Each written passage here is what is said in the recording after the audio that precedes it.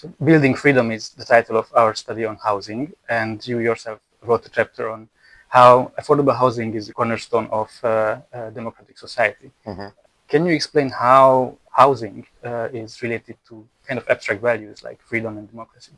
I really love the title of the study, Building Freedom, because I think that's the essence and the foundation of the discussion.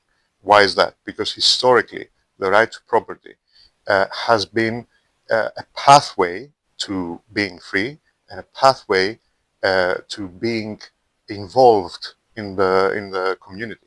Having a house today should not be seen as a privilege. It should be seen as a fundamental right that connects to our history, connects to our culture. Once I've been on a campaign event and I talked to an older lady, and she said to me that she is actually very upset about the housing crisis, that her children, grandchildren cannot afford to buy their own house because she felt that they are missing a little bit of responsibility. She said that if you own a house, you own a little bit of the country, and you will take care much more of your land, your country. You will feel much more responsible. Do you agree with this approach? It's a very clever observation. It really is, because it touches upon two issues. The first one is that the younger generation is hit disproportionately by the housing crisis, the lack of affordable housing. And the second is that once you have a house, you have the foundation for freedom, you can start your life, of course, but you also, as he said, have a responsibility. You take up a responsibility, you care about your neighborhood all of a sudden, you have roots, so you care about the neighborhood, you care about the community, you care about the city, you care about your neighbors, you care about the laws, how clean the pavement is, So as always, freedom and responsibility go hand in hand, and it's the same also in housing. So I would fully agree with that observation. For liberal politicians, maybe housing is not necessarily the most common topic to deal with. But in your chapter, you mentioned that there are actually a lot of at stake.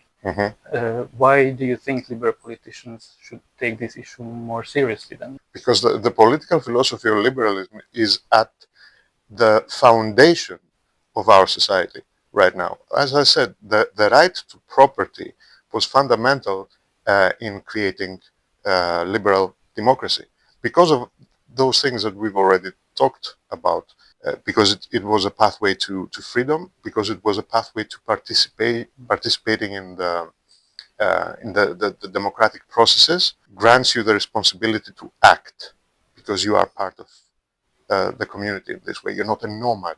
As I always say, we have to go back to the basics. If the right to property and therefore affordable housing has such tremendous significance for us and for our democracies, it should be the number one priority of the liberals. It's a foundation for everything else, and especially for the young people today. Our parents, grandparents live longer, live healthier, which is obviously a very nice thing. But we also see that younger generations are founding their families at a later age. There are more and more people living alone or two-people households. You also mention intergenerational sort of conflict in this topic.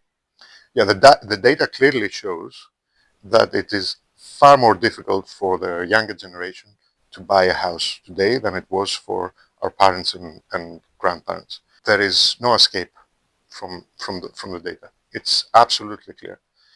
Therefore, because the previous generations already have their houses, most of them, it seems like it is unfair for the younger generation not being able to afford their own houses. So there is an intergenerational fairness issue here, but that's just a stimulation for us. It's much more than that. Why we have to do with the subject, for all the reasons that we discussed already, and because it is a matter of fairness. How recent policies failed addressing this issue? Why do you think we have this level of housing crisis right now in Europe? Because we don't attack the root of the problem. Here's the thing. The prices are high not because there is some sort of hidden cosmic force in the universe that is raising the house prices. It's because of our conscious choices as a society.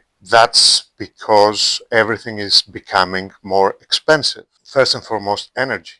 Construction is a very energy intensive industry. Think about cement, aluminium, steel, all the primary materials that you need in order to build a house. Those are intensive, energy intensive industries. They take up a lot of energy. And energy is extremely expensive in Europe because of regulations, because of other sustainability concerns, because of many other factors. So that's the primary factor that we have to fix in order to fix the housing prices. And then, in parallel, while energy costs were rising, the primary material costs were rising, housing costs were rising, our salaries, well, were not rising with the same rate. Okay? So there is a discrepancy. And this only makes matters worse. So we have to deal with two things: the rising prices in the construction sector, and at the same time the stagnation of the salaries. Because the houses, property always is, well, historically has always been rising, at a steady pace. Things are worse because of the energy prices, but we really have to fix both of them, both the prices of the materials and energy, and how fast the salaries are rising. Our study emphasized a lot on building more. Our slogan is Europe needs more bricks, which means that we need more affordable housing faster and in places where we need them the most. What's your take on this kind of housing policy? It's again a matter of choice. We have dozens of regulations in some countries especially, but it's true for all countries. You cannot build there. You have to build that way. You cannot build so high. You cannot build so low. You cannot build in this way. You have to build the other way. This is not allowed. This is, there's always some sort of regulation. But for me, the housing crisis is existential. It's existential for the future of our society. It's existential for the future of the younger generations especially. So we have to relax those regulations. I understand that we always have to balance with other concerns like sustainability, but the current arrangement and the current configuration or the current balance between those different conflicting concerns that we have is definitely not working in favor of the society and the younger people especially. So apart from working on the energy and the prices of the materials and generating prosperity, economic prosperity and growth in order to match the level of the salaries, we also have to take care of the regulations. We have to allow for more construction because the people need it.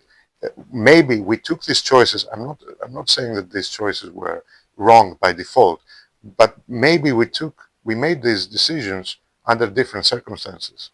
And now we have a crisis on our hand. Now we have different circumstances, and that's okay if we have to rethink and reconfigure the way we are doing things in the construction sector. Thank you so much.